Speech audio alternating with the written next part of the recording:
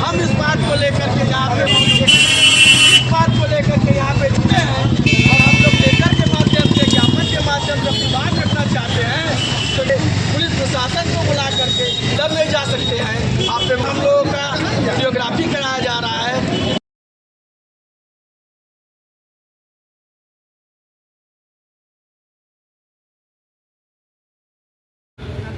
सबसे पहले मैं मीडिया बंधु का हार्दिक स्वागत, अभिनंदन और वंदन करता हूं कि इस क्रूशियल पीरियड में आपका कैमरा हमारे साथ है और पूरा सहयोग आपका साथ है।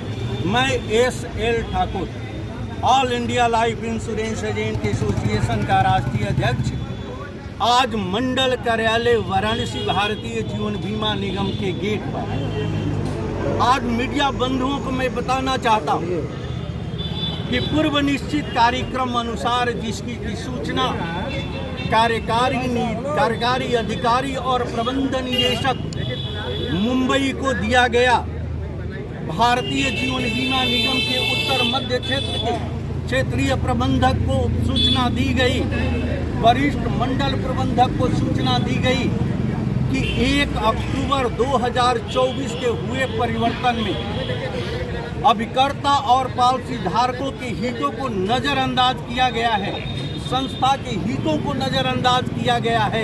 इसे all India life insurance agent association accept नहीं करता। सभी के हितों के रक्षार्थ इसे तत्काल प्रभाव से वापस ले। दूसरा, 1972 रेगुलेशन अमेंडमेंट 2017 संविधान द्वारा प्रदत्त शक्ति अभिव्यक्ति की स्वतंत्रता के साथ साथ जीवन जीने की स्वतंत्रता को नकारता है।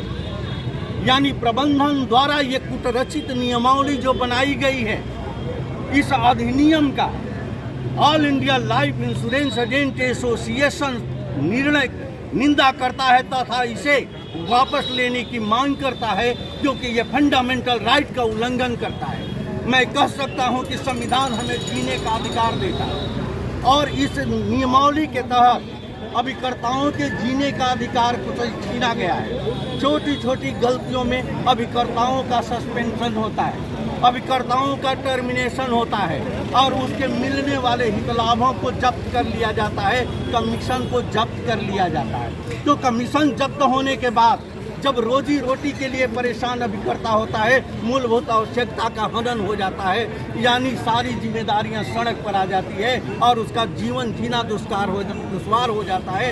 तो ये कहना अतिशयोक्ति नहीं होगा कि जीवन जीने का अधिकार प्रबंधन द्वारा छीन लिया जाता है, जो कि फंडामेंटल राइट का उल्लंघन है। क्या मांग करते हैं आप? यही मांग है। दूसरी बात, पॉलिसी होल्डरों के साथ कितनी बड़ी समझ लीजिए कि धोखा होता है, इस पर भी ध्यान देने की जरूरत है।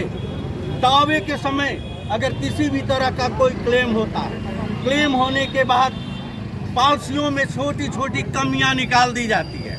अगर कमियां थी तो उसका प्रस्ताव को पूर्ण क्यों किया गया? उस प्रस्ताव को पूर्ण करने में अभिकर्ताओं का क्या दोष है?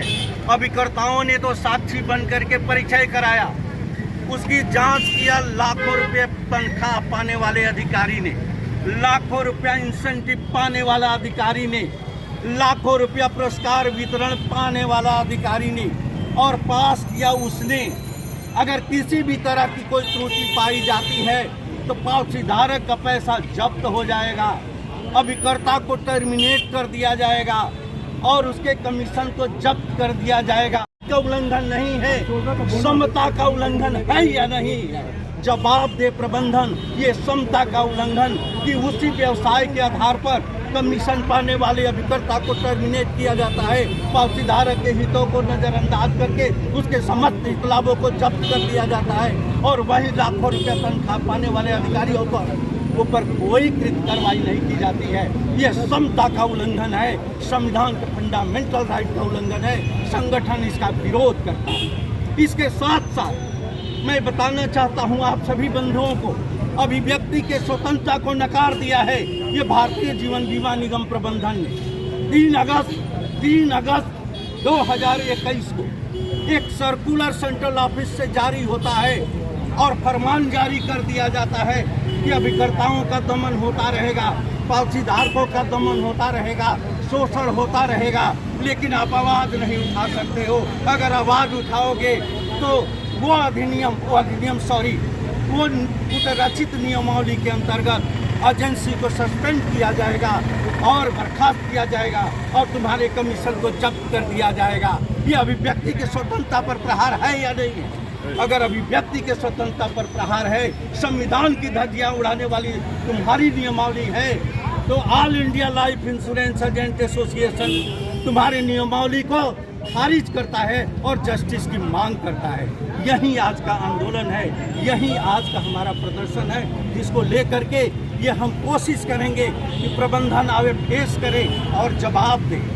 ये सच्चाई है कि संविधान से बड़ा न तो विधि होता है और न तो कोई निगम की नियमावली होती है। तो संविधान को नजरअंदाज करके अपनी कार्रवाई को जब तक बंद नहीं करेगा प्रबंधन, पावसीधारक अभिकर्ताओं के शोषण को जब तक बंद नहीं करेगा प्रबंधन, तब तक ये इनका चलता रहेगा। आज के आगे क्या कार्रवाई है? तो सिर्फ ज्ञापन सौंपने का?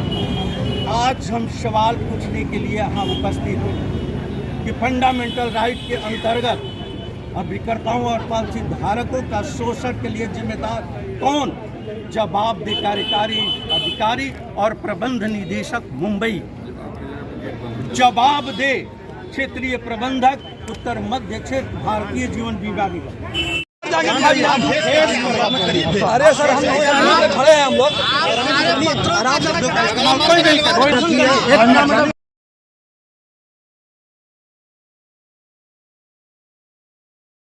वाराणसी भारतीय जीवन बीमा निगम, लेकिन कोई जवाब नहीं है मेरे मित्रों इन लोगों के पास।